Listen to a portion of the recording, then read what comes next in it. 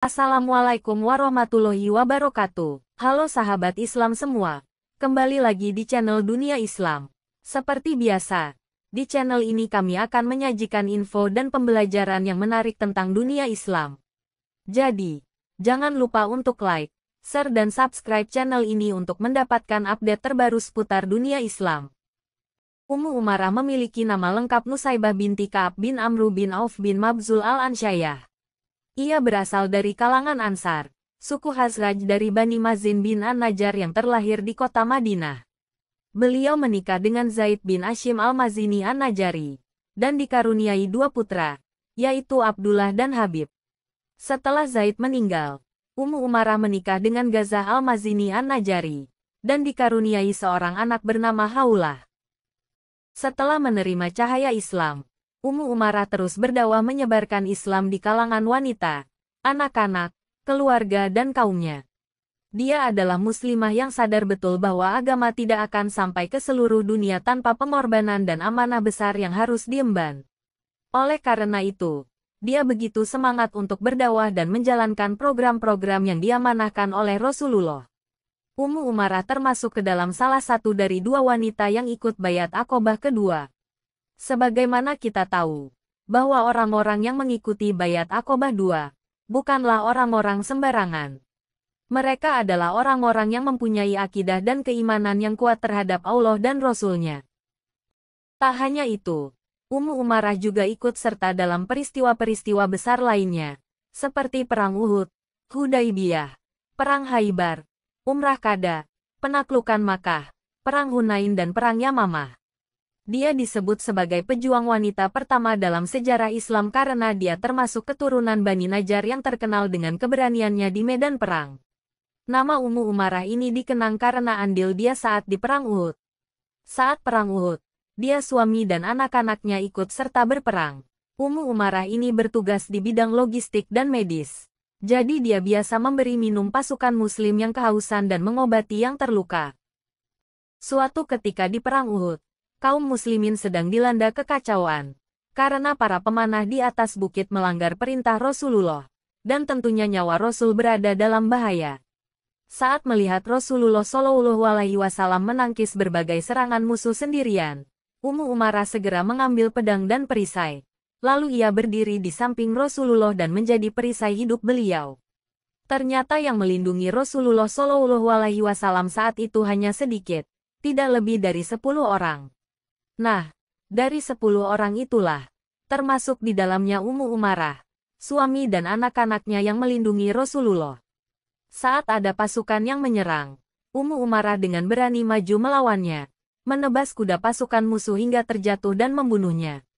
Saat itu Ummu Umarah mendapatkan luka paling parah di leher atau pundaknya. Melihat kondisi tersebut, Rasulullah SAW menyeru anak Ummu Umarah untuk membantunya.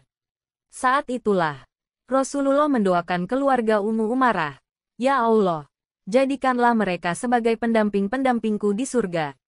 Mendengar doa Rasulullah SAW tersebut, tentu membuat Ummu Umarah semakin bersemangat.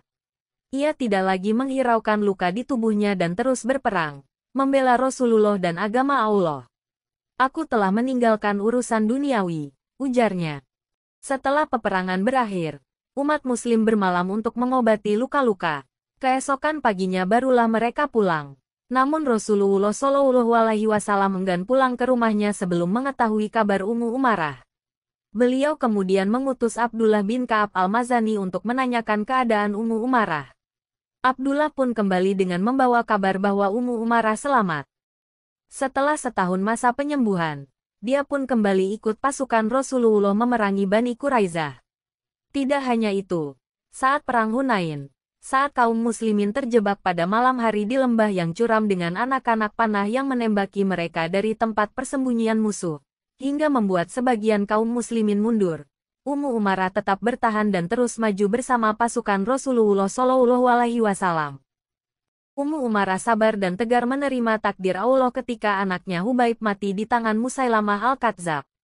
Saat itu Hubaib ditugaskan menjadi utusan Rasulullah SAW untuk mengingatkan Musailamah agar tidak berbuat onar dengan pengakuan sesatnya sebagai nabi. Namun, Hubaib tertawan dan dipaksa untuk mengakui kenabian Musailamah. Hubaib dengan keimanannya yang kokoh tak sedikit pun mengubah keyakinannya. Akhirnya Musailamah memotong-motong tubuh Hubaib hingga ia syahid. Hal ini membuat Ummu Umarah berjanji untuk membalas Musailamah, sekalipun dia yang harus terbunuh.